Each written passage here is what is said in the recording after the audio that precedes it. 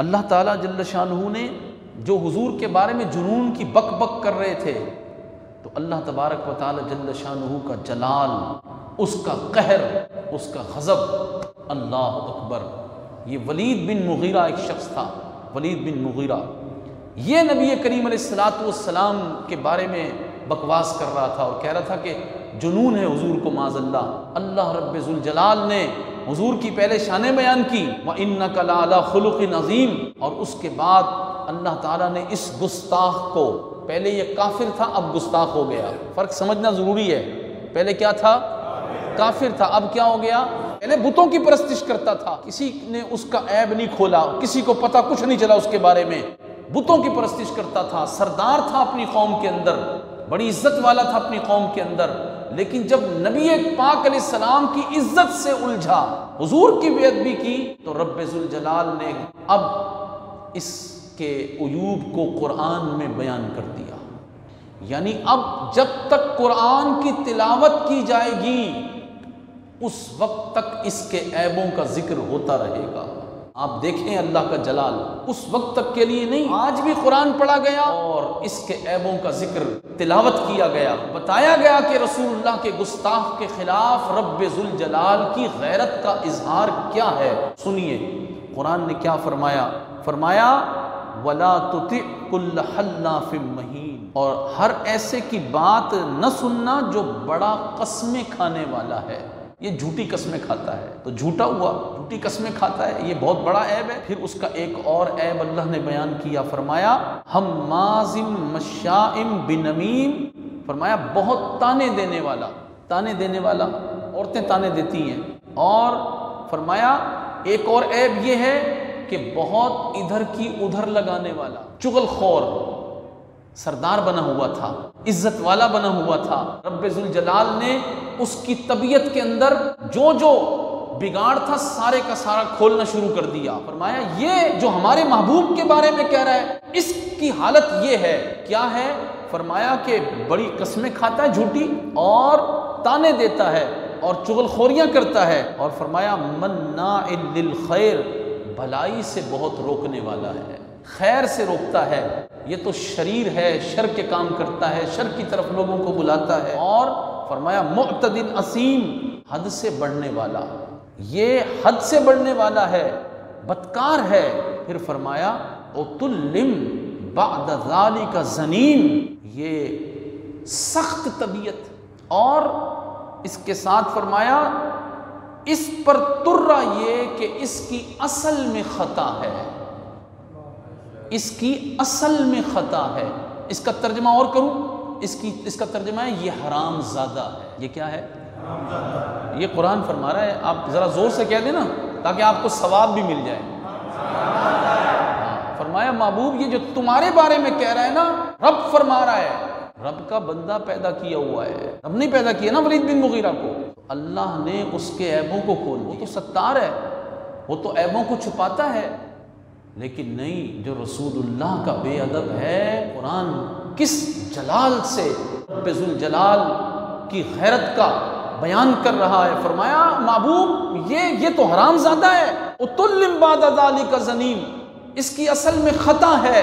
اور کیا فرمایا ان کان ذا مال و بنین، اس پر کہ کچھ مال اور بیٹے رکھتا ہے، یعنی اس کے پاس مال ہے اور بیٹے رکھتا ہے، اور اذا تتلا علیہ آیاتنا، جب اس پر ہماری آیتیں تلاوت کی جاتی ہیں، قال اساطیر الاولین، کہتا ہے یہ اگلوں کے قصے ہیں۔ اللہ اکبر۔ اگلی آیت پڑھنے سے پہلے میں آپ کو بتاؤں حدیث پاک میں کیا مفسرین نے لکھا کہ ولید بن مغیرہ جب اس کے یہ عیب رسول اللہ نے اس کے سامنے بیان کیے، یہ حضور نے آیتیں اس کو سنائی، تیرے بارے میں تو رب ذوالجلال نے یہ فرما دیا ہے، یہ اپنی ماں کے پاس گیا اور اپنی ماں کو جا کر کہنے لگا میرے بارے میں نبی کریم علیہ الصلوۃ والسلام نے یہ عیب بیان کیے ہیں، 9 باتیں ایسی ہیں جن کو میں جانتا ہوں کہ میرے اندر پائی جاتی ہیں، ایک بات ایسی ہے جس کو میں نہیں جانتا، تو جانتی ہے۔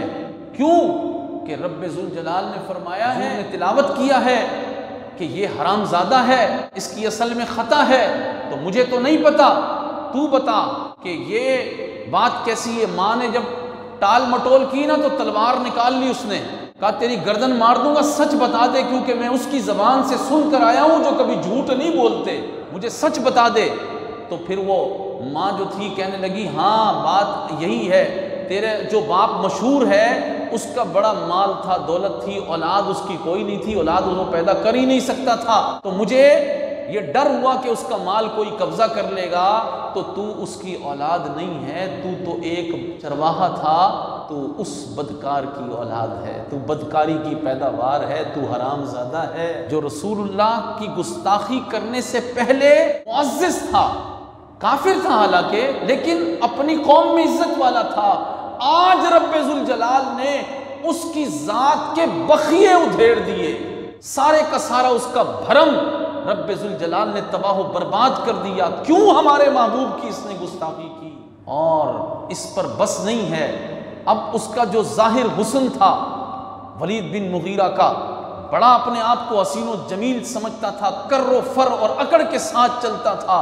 رب ذوالجلال فرماتا ہے سَنَسِمُهُ عَلَى الْخُرْطُومِ، قریب ہے کہ ہم اس کی سور کی سی تھوتنی پر داغ لگائیں گے۔ اس کی ناک کو اللہ نے فرمایا یہ ناک نہیں، حالانکہ آپ نے ایک جملہ سنا ہوگا نین و نقش اور ناک کی بڑی عزت ہوتی ہے نا، کہ خاندان میں ناک کی بڑی عزت ہے، اور عرب کے لوگ اپنی ناک رکھنے کے لیے بہت کچھ کرتے تھے، کہتے ہیں نا خاندان میں ناک کٹوا دی۔